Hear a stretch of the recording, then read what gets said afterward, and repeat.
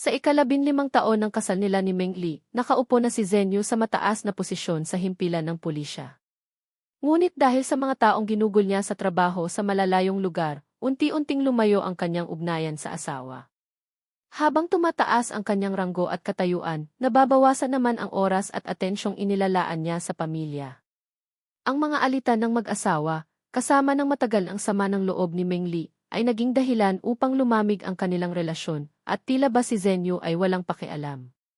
Pagkalipat niya sa kabisera ng lalawigan, kinaharap niya ang napakaraming hamon, kaguluhang politikal, mga tangkang suhulan ng mga negosyante, masalimuot na mga ugnayan sa mga kasong matagal nang nakabinbin, at maging ang pakikitungo sa dating karibal sa pag-ibig, si Haoy.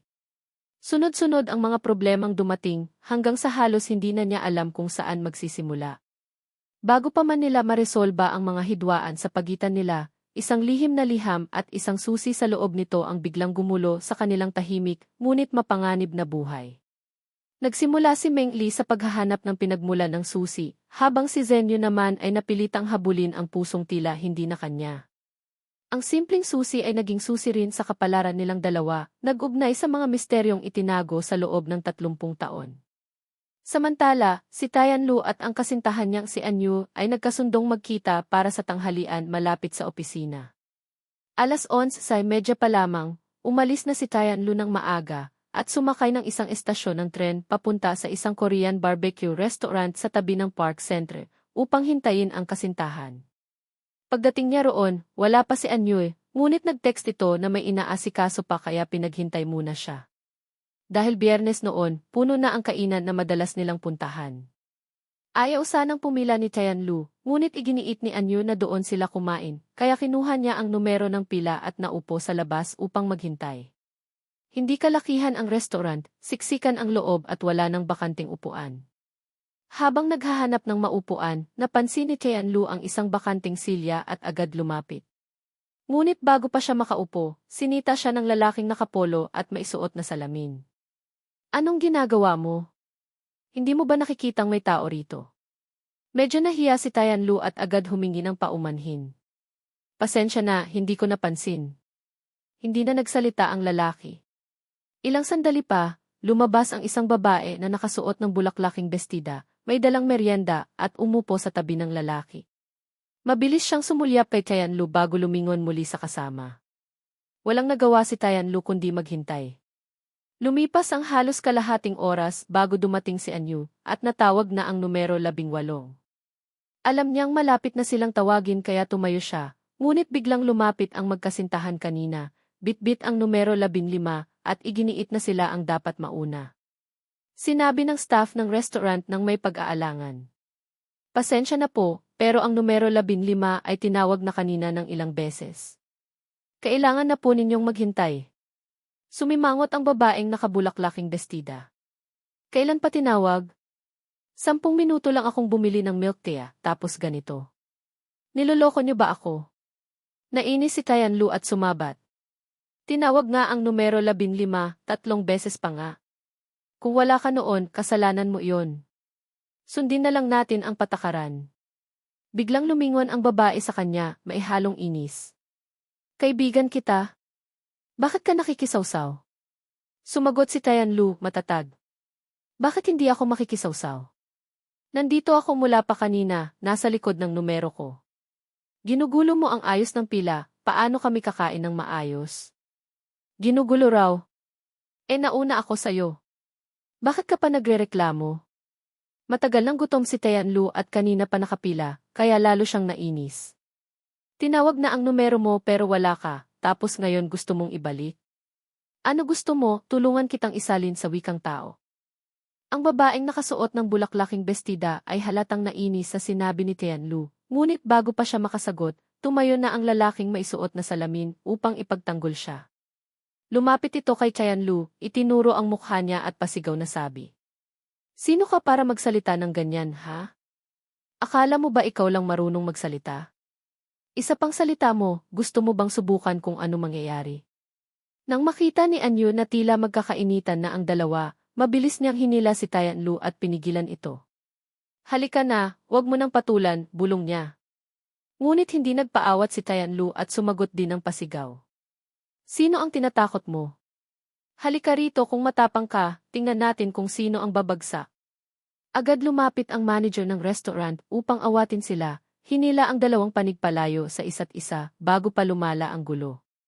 Pinilit ni Anyu na pakalmahin ang kasintahan. Tama na, huwag mo nang pansinin. Hindi sila worth it, si. Ngunit narinig iyon ng babaeng nakabulaklaking bestida, at bigla siyang sumagot ng may galit. Ano raw? Anong klaseng tao kami? Akala mo kung sino kang mabuting nilalang?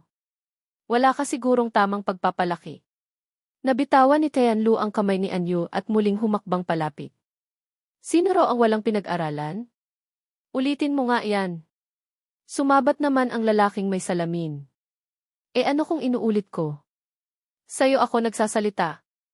Ang kapal ng mukha mo, nag-aayos ka lang ng buhok pero wala kang modo. Ano yan, puro hayop ba ang kasama mo sa bahay kaya ganyan ka? Pinilit pa ring pigilan ni Anyu ang kasintahan, ngunit dumulas ang kamay niya dahil sa pawis. Mabilis na lumapit si Tianlu at sinuntok ang lalaki sa mukha. Tumalsik ang salamin nito at nagkaroon siya ng hiwa sa kilay kung saan umagos ang manipis na linya ng dugo. Nagkagulo ang mga tao, may mga sumubok umawat ngunit agad ding umatras. Tinawag ng manager ang ibang staff upang paghiwalayin sila, sabay dali-daling tumawag ng pulis. Habang nangyayari iyon, si Meng Li naman ay nasa bahay, abala sa pagmamarka ng mga pagsusulit. Nakalayo ang cellphone niya sa mesa, ngunit bigla itong umilaw dahil sa tawag. Karaniwan niyang nilalagay sa Do Not Disturb mode kapag nagtatrabaho, at hindi niya agad napansin. Akala niya itawag lamang ng telemarketing, ngunit nang tingnan niya ang screen, nakita niyang tumatawag si Hualin, ang asawa ng pinsan ng ina niya, isang kamag-anak na hindi naman kalapit. Pagkasagot niya, narinig agad niya ang tinig ni Hualin, halatang kabado. Meng Li, si Fei Fei may problema. Nasa presinto siya ngayon. Pakiusap, puntahan mo siya. Nabigla si Meng Li. Ano pong nangyari? Bakit siya nasa presinto? Kasama niya si Namnam, nagkaroon daw ng gulo at may nasaktan. Hindi pa naaayos hanggang ngayon. Sabi ni Namnam baka ma-detain si Fei Fei. Kinabahan si Meng Li. Ano ba yan, sige, ipadala mo sa akin ang lokasyon. Pupunta ako ngayon. Agad siyang nagbihis, kinuha ang bag at lumabas ng bahay. Nang marinig ni Tuduok, ang anak niyang babae, ang ingay, lumabas ito ng silid. Ma, anong nangyari? Tanong nito. May kailangang ayusin si mama, baka gabi na ako makauwi. Matulog ka na pagkatapos mong gumawa ng homework, ha? Sagot ni Meng Li, sabay alis. Pagsapit niya sa North Han Police Station, mag-aalas 9 na ng gabi. Nakita niya roon si Hualin, Bukian, at si Anyu, na nakaupo sa labas, lahat ay halatang pagod at balisa. Ano na ang nangyari? Nasaan si Tianlu? Tanong niya.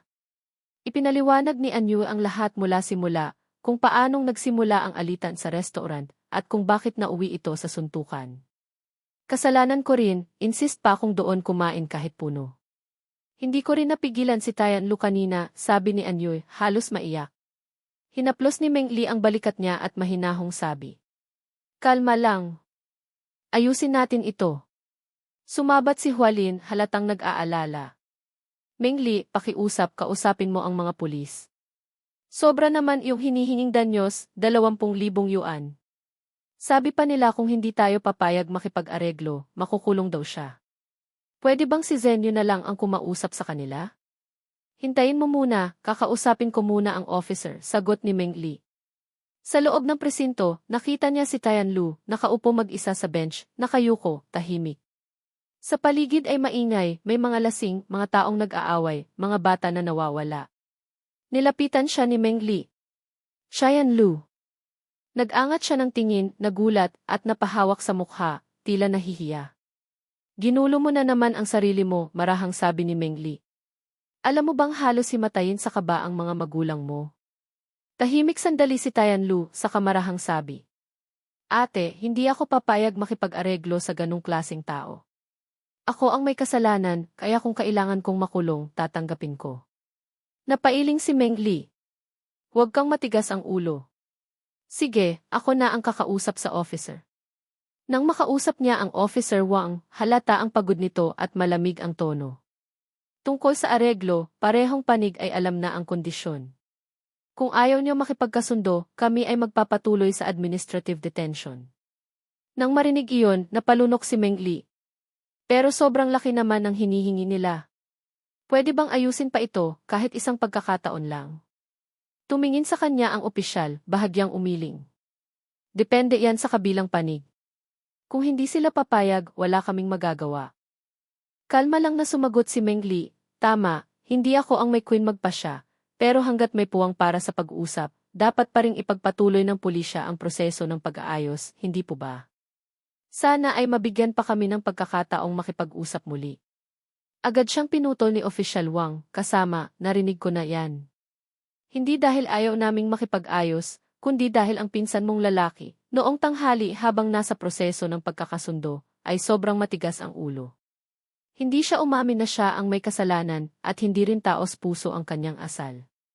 Sabihin na nating totoo, lahat ng kabataan may angas, parehong panig siguro may pagkukulang.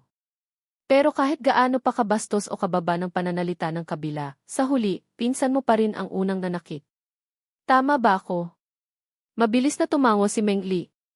Ang totoo, pinsan mo ang unang sumugod at ang kabilang panig ay nasugatan, nagkaroon ng pinsala sa kalusugan. Dapat sana ay simple lang ito, humingi lang ng tawad ng maayos, magpakita ng kababaang loob, tapos na sana ang lahat. Pero matigas ang ulo ng pinsan mo. Pinayuhan ko na siya ng ilang ulit, pero ayaw pa ring yumuko. Di syempre, nakita iyon ng kabilang panig, lalo silang nagalit. Paano mo kami gustong magkasundo pa niyan? Baka bukas ng umaga, magbago na naman isip nila at humingi ng mas malaking danyos. O baka gusto pa nilang ipakulong. Ganon yon, di ba? Di lalo lang sila magagalit. At ngayong hinihingi nila 50,000 yuan. Kalma lang na sumagot si Meng Li. Tama, hindi ako ang may karapatang magpasya, pero hanggat pwedeng pag-usapan ng dalawang panig, dapat ipagpatuloy pa rin ng pulisya ang proseso ng pagkakasundo, hindi ba? Umaasa kami na pwede pa kaming makipag-usap muli. Agad siyang pinutol ni Official Wang, kasama, narinig ko na yan. Hindi naman dahil ayaw naming makipag-ayos, kundi dahil ang pinsan mong lalaki, noong tanghali habang nagkakasundo kayo, sobrang matigas ang ulo. Hindi siya umamin na siya ang may kasalanan at hindi rin taos puso ang kanyang pakikitungo. Alam mo naman, lahat ng kabataan may angas, sigurado akong parehong panig may pagkakamali.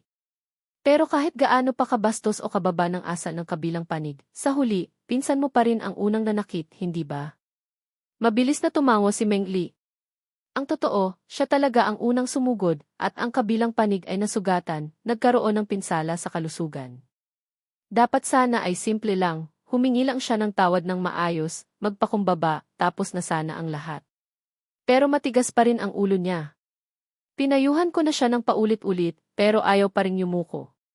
Di syempre, nakita iyon ng kabilang panig, lalo silang nagalit. Paano mo gusto kaming magkasundo pa niyan? Baka bukas ng umaga, magbago na naman isip nila at humingi ng mas malaking bayad, o baka gusto pa nilang ipakulong siya. Di ba ganun yon? Sa totoo lang, malas lang talaga kayo. Ang hinihingi nila ngayon 50,000 yuan, karaniwan na iyan, marami na akong nakitang ganitong kaso. Nang tuluyan na niyang maunawaan ang sitwasyon, mahinahong sinabi ni Meng Li, naiintindihan ko na po. Tungkol sa pinsan ko, kakausapin namin siya bilang pamilya para tanggapin ang pagkakamali niya. Sana po ay matulungan mo kaming ayusin ito at makipagkita muli sa kabilang panig para makipag-ayos. Malinaw naman po ang hangarin ko, una, humingi ng tawad at umamin sa kasalanan. Ano man ang halaga ng danyos, tatanggapin namin basta mapatawad lang kami. Paglabas nila ng presinto, lumapit si Hualin, halatang nag-aalala. Meng Li, pakiusap, tanungin mo nga kung ano ang dapat nating gawin ngayon. Grabe naman yung kabilang panig, hinihingi agad 20,000 yuan. Nasugatan sila, pero sabi ng pulis, kung hindi tayo makipagkasundo, baka makulong pa tayo. Sa palagay mo, pwede kayang si Zenyu ang kumausap para tulungan tayo. Napakunot noo si Hualin at sinermunan siya, Fei, huwag kang magsalita ng ganyan. Kapag nakulong ka talaga, paano na ang karera mo? Hindi ka man empleyado ng gobyerno, pero nagtatrabaho ka sa state-owned enterprise, di ba? Napakahalaga sa kanila ng reputasyon. Hindi pwedeng masira iyon dahil lang sa 20,000 yuan. Akala ni Meng Li ay napagkasunduan na ang pagbabayad, kaya mahinahon niyang sinabi, alam ko po, pero kahit sabihin nilang tayo ang may kasalanan, hindi rin naman ganun kadali. Ang daming kaso sa presinto, may mga away pamilya, mga batang nawawala, sino pa ang may oras para tutukan ito? Tumango si Hualin, pumayag na rin naman ang mga pulis na subukan pa ring ayusin ito. Pero kung magtagumpay man, kailangan pa rin nating sundin ang proseso. Tungkol sa bayad, dapat pag-usapan ng dalawang panig. Kaya baka pwedeng tawagan mo si Zhenyu, baka may maitutulong siya. Umiling si Meng Li. Hindi po iyon ang tamang paraan. Kahit gusto niya, may mga alituntunin ang trabaho, hindi pwedeng lampasan. Pero kaya siya, di ba? Pero hindi siya nakatalaga dito sa Pingjing. Wala siyang kapangyarihang makialam sa kasong ito. At bilang pinuno, mas lalo siyang kailangang sumunod sa patakaran, maging halimbawa sa mga tauhan niya. Kung siya pa ang gagamit ng impluensya, di ba lalo lang magugulo ang sistema? Narinig iyon ni Bukian at agad siyang napangisi ng may pangungutya. Magulo na nga yung sistema, hindi mo. Ilang ulit na siyang tumanggi, ilang ulit na ring nagpaliwanag, at ilang ulit na gumawa ng mga bagay na salungat sa inaasahan ng pamilya at mga kaibigan, ngunit nanatiling matatag si Meng Li sa kanyang mga prinsipyo. Ang tanging hangarin lamang niya ay maging maayos at matagumpay ang karerang pampulitika ni Zhenyu. Ngunit naunawaan ba siya ng lalaki? Marahil hindi. Ngunit kahit kailan, ang paraan ni Zhenyu ng pagpapakita ng malasakit at pag-unawa ay laging tila malamig, matigas, at may kalabuan.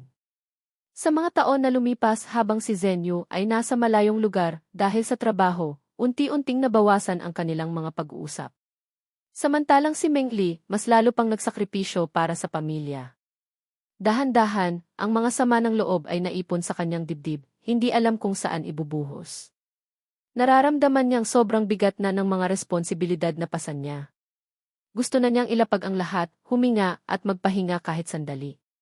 Pero handa bang makibahagi si Zhenyu sa bigat na iyon? Mahigit 20 taon na niyang ibinubuhos ang sarili sa serbisyo ng kapulisan, hindi man lang nagkaroon ng tunay na pahinga.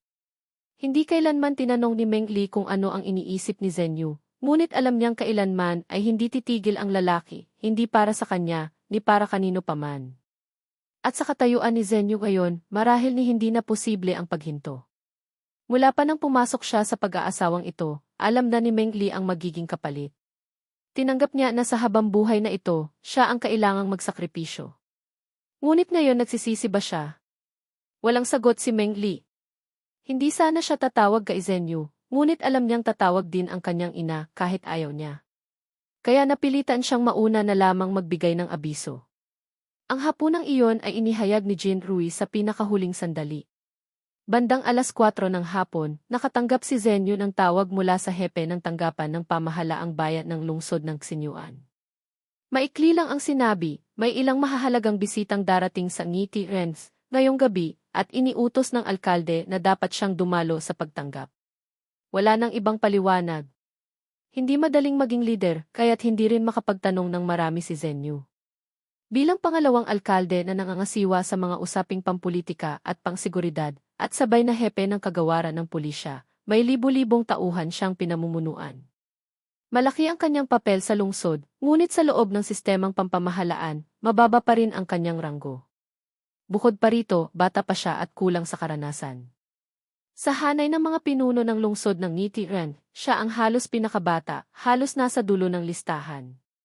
Sa mga pagpupulong ng pamunuan, madalas siyang nakaupo sa pinakahuling upuan. Habang nagsasalita ang mga nakakataas, madalas niyang nararamdaman na kahit ano pa ang isulat niya sa talaan, walang makakapansin. Ngunit tuwing bumabalik siya sa kagawaran ng pulisya, kabaligtaran ang lahat. Siya ang nakaupo sa ulo ng mesa, at sa tuwing siya ang nagsasalita, napapansin niyang may mga tauhang nakatingin sa kanya, ang mga nasa dulo ng mesa. Katulad ng dati niyang posisyon, halos hindi niya makita dahil natatakpan ng mga nakakataas. At doon niya naunawaan, ganoon din ang kanyang kalagayan sa mismong sistema ng pamahalaan. Sa tuwing titingala siya, sunod-sunod ang mga antas ng kapangyarihan, at sa tuwing yuyuko, libo-libong mata ng mga nasa ibaba ang nakamasid sa kanya. Sa huli, isa lamang siyang karaniwang opisyal, may tungkuling panatilihin ang kaayusan at kaligtasan ng mga mamamayan at kasabay nito ay managot din sa mga nakatataas at sa libu-libong pulis sa ilalim ng kanyang pamumuno. Kung sa edad lang ang pag-uusapan, matagal na sana siyang dapat nagpapahinga, ngunit paano niya magagawa iyon? Noong siya ay hepe pa lamang ng unit, kahit papaano ay may kalayaan pa siyang magpahayag ng opinyon. Kapag ipinatawag siya ng nakakataas para makisalo sa mga bisita, nagagawa pa niyang tumanggi ng may dahilan. Ngayon, sapat na ang isang tawag mula sa hepe ng opisina upang siya ay agad na sumunod. Kahit mga mahahalagang bagay tulad ng pag-uwi sa pamilya, kailangang ipagpaliban.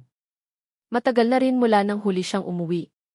Sa tuwing maiisip niya ang lumalaking distansya sa pagitan nila ni Meng Li, parang lumalalim din ang pagod sa kanyang dibdib.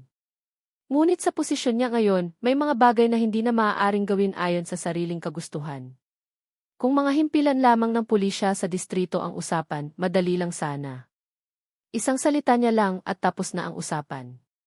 Pero kapag mga utos na galing sa mas mataas na antas, lalo na sa mga pagtanggap ng bisita, mahirap nang tumanggi. Kapag masyado siyang maraming tinatanggihan, baka masabing hindi siya marunong gumalang at baka pati karera niya'y maapektuhan. Ang hapunan ay ginanap sa isang restoran na madalas puntahan ni Jin Rui. Pagdating ni Zhenyu, naroon lamang si Wen Haora, ang hepe ng tanggapan ng pamahalaang bayan ng Vinidith. Sinabihan siya nitong maghintay sandali dahil paparating na sina Mayor Cao at ang mga bisita. Hindi nagtagal, narinig nila mula sa labas ang malakas na boses at masiglang tawa ni Jin Rui. Sanay na si Zhenyu sa estilo ng kanyang pakikisalamuha, kaya agad siyang tumayo at sumama kay Wen Haora upang salubungin ang mga dumating. Kasama ni Jin Rui ang isang lalaking nasa katanghaliang gulang, hindi gaanong matangkad, medyo bilugan at mamula-mula ang balat, halatang malusog at may sigla. Mabilis niyang nakilala ito bilang siyang Dachuan, ang alkalde ng lungsod ng Huaqing. Sumunod sa kanila ang isang lalaki at dalawang babae. Ang lalaki ay si Xiaoxian, General Manager ng sanggay ng Ngiti Rents ng Chengshan Group, isang pamilyar na mukha para kay Zhenyu. Doon niya lang naunawaan kung bakit espesyal ang hapunang ito, mga tao pala ng Chengshan Group ang mga bisita. Naalala niya ang nangyari 2 taon na ang nakalipas, nang bagong talagang opisyal pa lamang siya sa lungsod.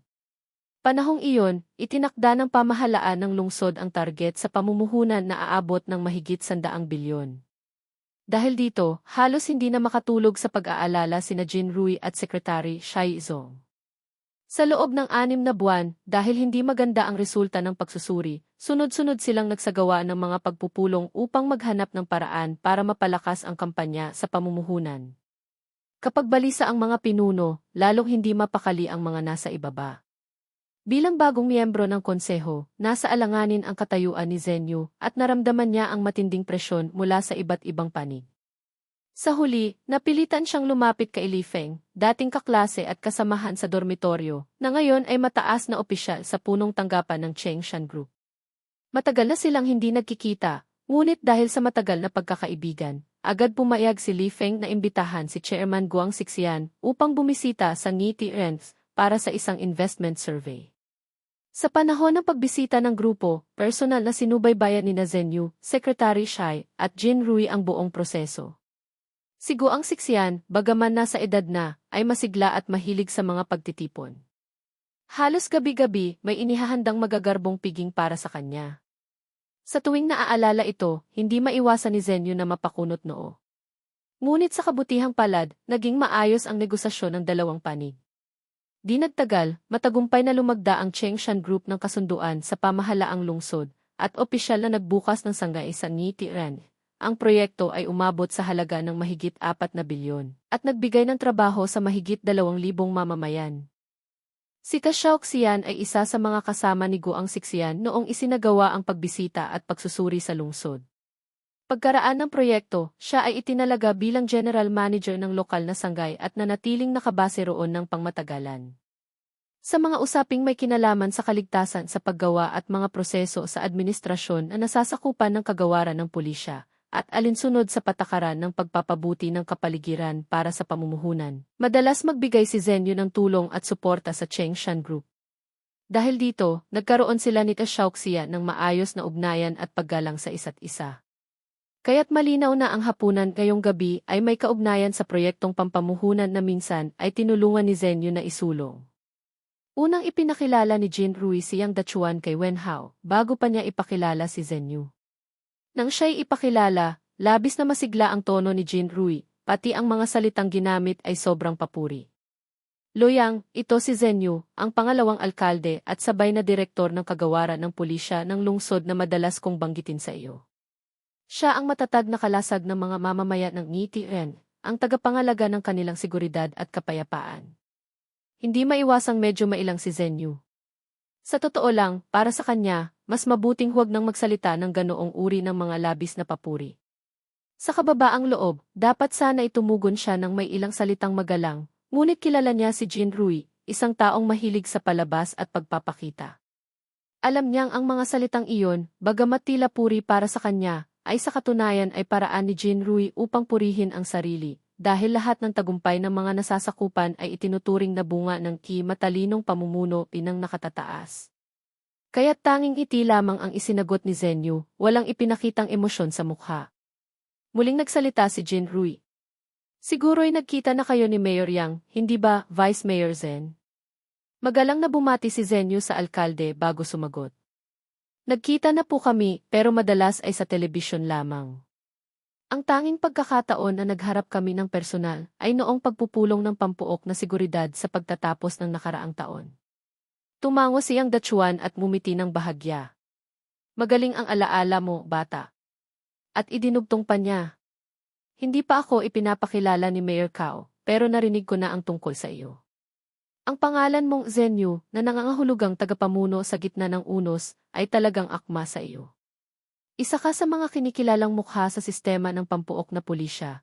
Kung hindi ako nagkakamali, nakalagay pa nga ang larawan mo sa dingding ng karangalan ng kagawaran, hindi ba?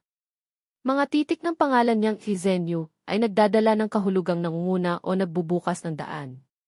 Mumiti lamang si Zenyu at mapagkumbabang tumugon. Matagal na po iyon, hindi na kailangang banggitin. Muling sumabat si Jin Rui, ipinakilala naman ang dalawang babaeng bisita. Si General Manager De ay kaibigan na nating matagal, hindi ko na kailangang ipaliwanag.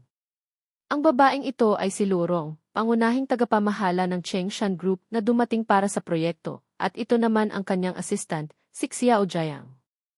Jiang Ni. Ang batang babae sa tabi ni Lurong, mga 27 o 28 taong gulang, ay agad na lumapit, ngumiti ng magiliw at nagsalita. Magandang gabi po sa lahat ng mga leader.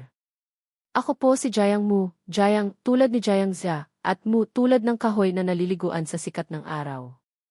Ako po ay Deputy General Manager ng Departamento ng Strategic Business ng Punong Tanggapan at kasalukuyang assistant ni General Manager Lu. Ako rin po ang namumuno sa serbisyong pang-ayos para sa hapunan ngayong gabi. Sana po'y maramdaman ninyo ang init at ginhawang parang sinag ng tagsibol. Kung may kakulangan man sa aking pag-aasikaso o may nasabi akong hindi wasto, taos puso po akong humihingi ng paumanhin at umaasang itutuwid ninyo ako. Ang kasiglahan at siglang taglay ni Events Lisu ay hindi sinasadyang nagbigay ng buhay at kasiyahan sa paligid. 一看到鸡汤都想吐，原本还有点腹肌的肚子，现在直接99归一变成一大坨。今天难得下床测了一下体重，重了20斤，难怪呢，整个人都不舒服了。这时病房的门打开，又是老婆投喂的一天。之前看着那个饭盒有多高兴，现在看到那个饭盒就有多讨厌。只不过这次他给我带来个好消息，老公，叶医生说你下午就可以回家养病了。我看着他也是笑道，那就太好了，我整个人都快躺废了。 Tawa ang lahat. Kaya't napilitan ding ngumiti si Zenyu, habang lihim na napapatingin ang mas matagal kay Renzi. May kung anong pamilyar sa kanya, isang anyo, isang aura na nagpapaalala kay Meng Li. Sa ilang anggulo, halos magkamukha sila, maging ang himig ng kanilang mga pangalan ay magkahawig. Ngunit higit sa lahat, ang kanyang kumpiyansang ngiti, ang maliliit na galaw, at ang paraan niyang magpakilala ng maisigla, lahat ay tila anino ng Meng Li noong 20 pa lamang, noong panahon na unang nagtagpo sila. Naalala niya ang mga panahong iyon, ang kabataan nilang puno ng init at pag-ibig, na ngayon inapalitan ng katahimikan ng mga taong lumipas. Sa mga taon ng pag-aasawa at distansyang dala ng trabaho, unti-unting naglaho ang dating alab, at ang oras ay dahan-dahang lumamon sa mga alaala ng kanilang pagiging magkasintahan. Habang nakatingin siya, nagkataon namang lumingon si Wang Jun. Nagtagpo ang kanilang mga mata. Sa isang iglap, nasilayan ni Zenyu ang isang pares ng matang nakangiti, malinaw, mainit, at kakaiba ang kislap. Napahinto siya, para bang si Meng Li mismo ang nakatayo sa harap niya. Marahil, dahil sa matagal ang hindi pagkikita, labis na niyang namimiss ang babae. Nang magbalik sa ulirat, ngumiti na lamang siya, at ngumiti rin si Wang Jun bilang tugon. Pagkatapos ay nagsalita si Jin Rui. Malugod nating tinatanggap si Mayor Liu at si General Manager Qin sa Chongqing. Gaya ng sinabi ni Xiao Wang Jun, kung may anumang pagkukulang sa aming pagtanggap, sana iinyong patawarin at ipaalam sa amin. Sa sandaling iyon, bahagyang kinabahan si Zenyu. Alam niyang si Qinlai ay naroon para sa opisyal na gawain, kaya't may dahilan ang kanyang pagbisita. Ngunit si Liu Mei, hindi siya dumating para sa trabaho. Kaya't ano nga ba ang tunay na pakay ng kanyang pagpunta? Isang opisyal na kasing bigat ng katungkulan ni Liu Mei ay hindi basta-basta dumarating dahil sa kapritso lamang. Marahil, nais niyang makipag-ugnayan kay Qinlai upang palakasin ang koneksyon sa Qi-Re-Thin Group. Ngunit sa likod ng lahat ng iyon tila may mas malalim pang dahilan na hindi madaling mahinuha ng sinuman. Si Zenyu ay isa sa mga pinakamahalagang tao sa pagitan ng standing committee ng partido sa lalawigan at ng kolektibong pamunuan ng pamahalaang lungsod. Ang titulong ipangalawang alkalde ay tunog makapangyarihan, parang napakalapit sa sentro ng kapangyarihan. Ngunit sa totoo lang, ang sektor ng pulisya ay may sariling sistema na halos hiwalay sa pamahalaang sibil. Dahil dito, kahit nasa posisyong iyon, hindi talaga hawak ni Zenyu ang maraming impormasyon tungkol sa mga ugnayan at alon ng politika sa loob ng hanay ng mga lider. Minsan pa nga, mas mabilis pa ang mga chismis mula sa mga tauhan sa baba kaysa sa mga balitang dumarating sa kanya. Isa pa, hindi siya ang tipo ng taong mahilig manghula ng motibo o relasyon ng mga nakakataas. Kaya sa mga pagtitipon gaya nito, lagi siyang tahimik, kalmado, at sumusunod sa sariling prinsipyo. Makinig kung kailangan, magtuos ng magalang, at huwag magsalita tungkol sa mga bagay na hindi dapat banggitin. Ayon sa nakasanayang ayos ng upuan, nakaupo siya sa tabi ni Tan Vin Idid, ang hepe ng opisina ng lungsod, at bago si Bukian. Ngunit kung pagbabatayan ang impluensya sa mga proyekto ng negosyo, marahil dapat pa siyang nasa hulihan. Sa anumang pananaw, si Zenyu ay isa lamang figurang pandagdag sa hapunang iyon. Sinubukan niyang bawasan ang kanyang presensya at uminom ng kaunti, ayon sa paalala ni Meng Li. Ngunit sa kung anong dahilan, unti-unting umikot ang usapan patungo sa kanya, at kasabay nito, dumami rin ang tagay ng alak na kailangang tanggapin. Madaling maunawaan ito, dahil may koneksyon pa rin siya kay Li Feng, na minsang tinulungan niyang makabangon mula sa krisis ng paglipat ng posisyon sa Departamento ng Investigasyon. Dahil dito, maging sina Qinlai, Bukian, at Zhang Xiong ay nagkaroon ng interes na makipagkilala kay Zenyu, lahat dahil sa ugnayan niya sa taong may impluensya sa itaas. Marahil iyon din ang dahilan kung bakit ipinilit ni Jin Rui na dumalo siya sa gabing iyon. Si Qinlai ay isang babaeng may karisma at mataas ang tolerance sa alak. Malinaw at diretso siya kung uminom, hindi nag-aalangan. Karaniwan, sa mga ganitong pagtitipon, ang mga babae ay nasa gilid lamang, ngunit ngayong gabi, si Qinlai ang naging sentro ng pansin. Kasama pa niya ang batang assistant na si Advance Li, maganda, matalino at mahusay magsalita. Ayon nga sa kasabihan, kapag tatlong babae ang nagtipon, tiyak may kwentong walang katapusan. Sa gabing iyon, kahit dalawa lang sila, si Qinlai at si Advance Li, sapat na upang magpasigla sa buong mesa. Lalo na kapag naroon si Jin Rui. Kapag siya ang kasama, wala nang hangganan ang mga paksa ng usapan. Di nagtagal, naghalo na ang seryosong usapan at mga birong maihalong kabastusan. Lalong uminit ang atmosphere habang dumadaloy ang alak. Namumula ang mukha ni Jin Rui, halatang lasing na, at sa pang-udyok ni Qinlai at Bukian, nagsimulang magkwento ng mga biro at karanasang hindi nararapat marinig sa opisyal na mesa, na ikinatawa ng lahat. May mga tumawa ng todo tulad ni Jin Rui, may mga nakisabay tulad ni Qinlai at Bukian, at mayroon ding mga napilitan lang umiti gaya ni Tan Vin Ideti at Zenyu. Sanay na si Zenyu sa ganitong estilo ni Jin Rui. Sa bawat hapunang dinaluhan nito, laging may dalawang sangkap na hindi nawawala, babae at mga biro tungkol sa babae. Lagi nitong sinasabi, ang mesa ng alak na walang babae o kwento ng babae ay parang dumpling na walang suka, nakakasuya. Sa isip ni Zenyu, iyon na marahil ang sukatan ng panlasa sa kulturang pampulitika ng lungsod. Napagtanto niya, ang estilo ng pamumuno ng isang lungsod ay laging sumusunod sa ugali ng mga lider nito, lalo na sa dalawang pinakamataas na pinuno. Mula nang maitalaga siya mula Noozhong patungong Qinghua, mas lalo niyang naramdaman ang katotohanan ito. Kung sa Noozhong, ang mga hapunang sosyal ay nangyayari lang 2 beses sa isang buwan at bihirang may leader na magpakita ng asal, bastos o magarbo. Ngunit dito sa Qinghua, ang ganoong asal ay tila naging bahagi na ng kultura ng pamumuno. Ngunit tila tinanggap ni Wang Jun ang lahat ng iyon bilang totoo. Namula ang kanyang mga pisngi sa hiya at nagmamadali siyang magpaliwanag. Ngunit alam ng lahat, kapag sinubukan mong itama ang ganitong uri ng biro, mas lalo ka lamang nagmumukhang may tinatago. Kung umiti na lamang sana siya at hindi pinansin, baka kusa ring matapos ang usapan. Ngunit sa pagpupumilit niyang magpaliwanag, lalo lamang siyang nagmukhang nagtatanggol sa sarili, at lalong naniwala ang mga naroroon na may totoo sa likod ng kanilang tukso. Habang patuloy ang kanyang pag-aalinlangan, tumatawa naman ang mga kalalakihan. Sa desperasyon, itinulak ni Wang Jun pasulong ang isang basong alak, umaasang matatapos ang biro kung makikiinom na lang siya. Ngunit iyon mismo ang naging pagkakamali niya, sa sandaling iyon, tila kusa na siyang pumasok sa bitag. Sa ganitong mga pagtitipon, imposible nang patahimikin ang mga nakatataas sa pamamagitan ng alak. Sina Jin Rui at Liu Mei ay kilalang bihasa sa pag-inom, idagdag pa ang hepe ng opisina mula sa Shemen, kaya't paano pa makakasabay si Wang Jun. Sunod-sunod ang mga tagay hanggang sa mamula ang kanyang mukha at unti-unting manghina. Sa kalasingan, tiningnan niya si Zenyu na para bang humihingi ng tulong, ang mga mata niya ay kumikislap, tila anumang sandali ay luluha.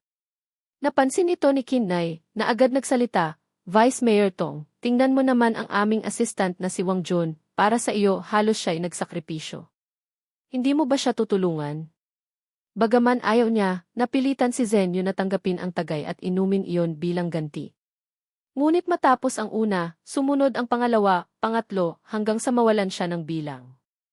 2 bote na ang naubos, at nagsimulang umikot ang kanyang paningin, ang mga ilaw ay tila nagiging malabo at gumagalaw.